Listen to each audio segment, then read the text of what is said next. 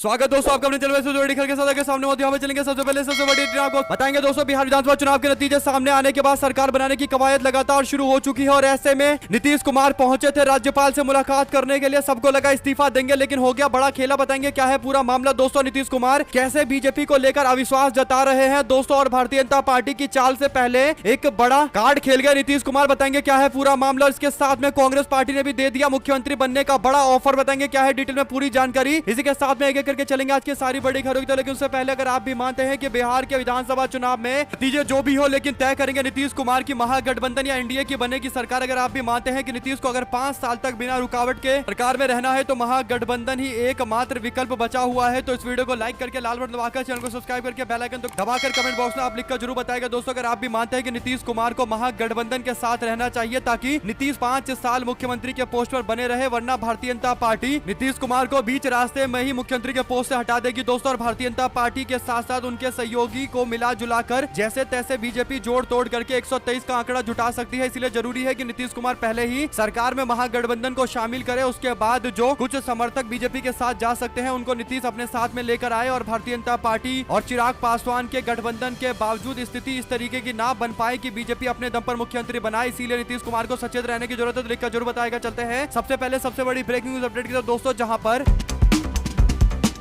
बिहार में चुनावी नतीजों में भारतीय जनता पार्टी और जनता दल यूनाइटेड यानी राष्ट्रीय जनतांत्रिक गठबंधन की बम्पर जीत के बाद गठबंधन दलों में रिश्तों के बीच विश्वास को लेकर कमी देखने को मिल रही है दोस्तों। बिहार में राजनीतिक तौर पर उथल पथल मची पड़ी है। कारण यह है कि पहली बार भारतीय जनता पार्टी को इतने नंबर की सीटें मिली है दोस्तों, यानी इतनी ज्यादा सीटें मिली है कि भारतीय जनता पार्टी चिराग पासवान के साथ मिलकर अन्य कई पार्टियों में जोड़ तोड़ करके सरकार बनाने की स्थिति में आ सकती है। यानी भारतीय जनता पार्टी बिना जनता दल यूनाइटेड के अपना मुख्यमंत्री बना सकती है दोस्तों। नीतीश कुमार को आशंका है कि भारतीय जनता पार्टी उनके साथ कोई खेला ना कर दे, क्योंकि बीजेपी ने हमेशा से पहले नीतीश कुमार को मुख्यमंत्री के तौर पर आगे रखा। कारण यह था कि बीजेपी को रहा था कि अगर नीतीश के खिलाफ जाएंगे तब भी तो उनकी सरकार बनेगी नहीं। पहले बीजेपी को 77-78 सीटें मिली थी दोस्तों, यानी भारतीय जनता पार्टी पूरी ताकत लगा लेती तब भी वो सरकार नहीं बना पाती। लेकिन इस बार क्योंकि बीजेपी को 89 के आसपास सीटें मिली हुई है दोस्तों, तो भारतीय जनता पार्टी इस बार अच्छी स्थिति में है। तकरीबन 20 सीटें बीजेपी के पास एक्स्ट्रा है, जिसके कारण भारतीय जनता पार्टी 122 के आंकड़े तक पहुंचने के लिए इस बार थोड़ी कम कोशिश करेगी तब भी पहुंच सकती है। और यही बड़ा कारण है कि नीतीश को पता है कि बीजेपी धोखा देने के लिए कभी भी तैयार हो सकती है। यही बड़ा कारण है कि नीतीश कुमार को पता है कि जिस दिन वो मुख्यमंत्री के पोस्ट से इस्तीफा देंगे उसी दिन कहीं उनके साथ खेला ना हो जाए। यही कारण है दोस्तों कि अब नीतीश कुमार अपना इस्तीफा देने के लिए बकौल मीडिया राज्यपाल आरिफ मोहम्मद खान से मुलाकात करने के लिए गए थे दोस्तों। लेकिन राज्य सरकार की आखिरी कैबिनेट की बैठक करने के बाद जब नीतीश कुमार राजभवन की ओर बढ़ते हैं तो अपनी गाड़ी से राजभवन में एंट्री लेते हैं तो मीडिया वाले चलाने लगते हैं कि नीतीश कुमार ने अपना इस्तीफा दे दिया, अब नए मुख्यमंत्री के चयन को लेकर प्रक्रिया शुरू की जाएगी दोस्तों। लेकिन नीतीश कुमार एक होशियार नेता है, वो बीजेपी के रग रग को जानते हैं। यही बड़ा कारण है कि नीतीश कुमार ने राज्यपाल से मुलाकात की और ये एक औपचारिक मुलाकात थी। नीतीश कुमार ने राज्यपाल को कहा कि मैं 19 तारीख को इस्तीफा दूंगा, यानी 20 तारीख को शपथ लेने की तैयारियां जब पूरी हो जाएगी और नीतीश कुमार के बड़े बड़े बैनर पोस्टर लग जाएंगे और ये बात जनता में चली जाएगी कि एनडीए गठबंधन मुख्यमंत्री के तौर पर नीतीश कुमार को ही चुन रहा है, तब नीतीश कुमार एक दिन पहले इस्तीफा देंगे। हो सकता था कि नीतीश कुमार आज ही इस्तीफा दे देते, लेकिन अगर आज नीतीश कुमार इस्तीफा दे देते तो 20 तारीख को जो शपथ ग्रहण समारोह की तैयारी हो रही है उसमें हो सकता है कि बड़े बड़े बैनर पर जो नीतीश कुमार की तस्वीर लगने वाली थी किसी और बीजेपी के नेता की लग जाती और पूरा माहौल बन जाता कि एनडीए गठबंधन में बीजेपी के नेता को मुख्यमंत्री पद का उम्मीदवार घोषित कर दिया गया है और नीतीश कुमार को साइलेंट कर दिया जाता दोस्तों। लेकिन नीतीश कुमार मंझे हुए नेता है, वो केवल 10-12 घंटे पहले ही इस्तीफा देंगे और ये सुनिश्चित करेंगे कि तैयारियां हो जाए, बड़े बड़े होर्डिंग्स लग जाए नीतीश कुमार के, यानी श्योर हो जाए कि नीतीश कुमार ही मुख्यमंत्री बनेंगे। यानी भारतीय जनता पार्टी डाल डाल चल रही है तो नीतीश पात पात चल रहे हैं। अगर आप भी मानते हैं कि नीतीश कुमार को बीजेपी वाले जितनी भी कोशिश कर ले राजनीतिक रूप पर पटकनी नहीं दे पाएंगे तो लिखकर जरूर बताएगा। और इसी बीच कांग्रेस पार्टी ने भी नीतीश कुमार को बड़ा ऑफर दिया है दोस्तों। कांग्रेस के वरिष्ठ नेता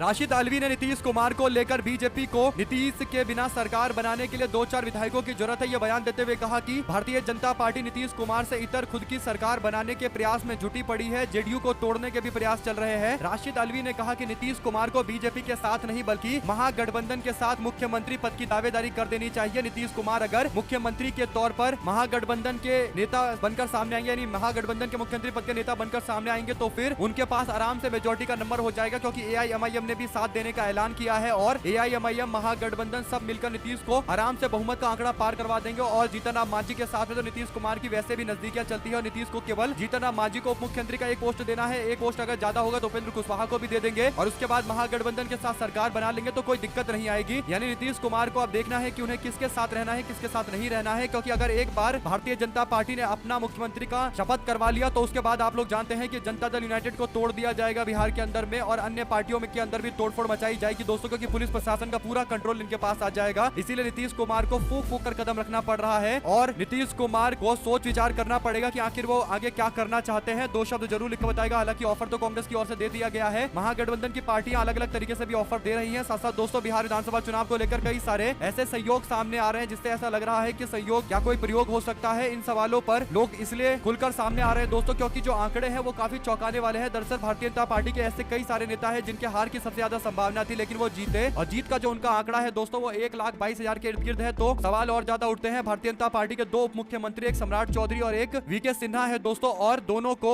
1,22,000 समथिंग वोट मिले हैं। यानी सम्राट चौधरी को 1,22,480 वोट मिले हैं और 2020 के चुनाव में जनता दल यूनाइटेड इस सीट पर चुनाव लड़ रही थी दोस्तों। राजीव कुमार सिंह यहाँ से लड़े थे तो उनको 79,090 वोट मिला था। यानी सोचिए 80,000 के आसपास वोट मिला था दोस्तों, जो अब लगभग 40,000 से ज्यादा बढ़ गया, 42,000 से ऊपर बढ़ गया है और इतने ही मार्जिन से जीत मिली है बीजेपी के नेता सम्राट चौधरी को। ऐसे ही अगर आप लखीसराय सीट की बात करेंगे तो यहाँ पर पिछली बार बीजेपी के नेता VK सिन्हा ही चुनाव लड़े थे और उनको उस वक्त 74,000 वोट मिला था, जो इस बार तकरीबन 50,000 बढ़ गया दोस्तों। यानी सोचिए एक एक सीट पर बीजेपी के लोगों को 50,000 एक्स्ट्रा वोट मिल रहे हैं और 50,000 इस तरीके से मिले हैं कि दोनों 1,22,000 के इर्द गिर्द पहुंचे हैं। तो ये एक कोई कोइंसिडेंस है या फिर ये फिर एक कहते हैं कि संयोग नहीं बल्कि एक प्रयोग है। क्या ये बात सच है? जो भी आपको लगता है लिखकर जरूर बताएगा दोस्तों। ऐसा एक दो नहीं बल्कि आधे दर्जन से ज्यादा बीजेपी के बड़े नेताओं का आंकड़ा है। नीरज कुमार सिंह बीजेपी के नेता को भी 1,22,491 वोट मिलता है। इसी तरीके से कृष्ण कुमार ऋषि को 1,22,494 वोट मिलता है। ऐसे ही वीरेंद्र कुमार बीजेपी के नेता को 1,22,773 वोट मिलता है। ऐसे ही कृष्ण कुमार ऋषि को 1,22,494 वोट मिलता है। आप लोग क्या कहना चाहते हैं पूरे मामले अपनी राय जरूर लिखकर बताएगा। ज्यादा से ज्यादा वीडियो को शेयर कीजिएगा। चलते हैं एक और बड़ी अपडेट की तरफ, जहां पर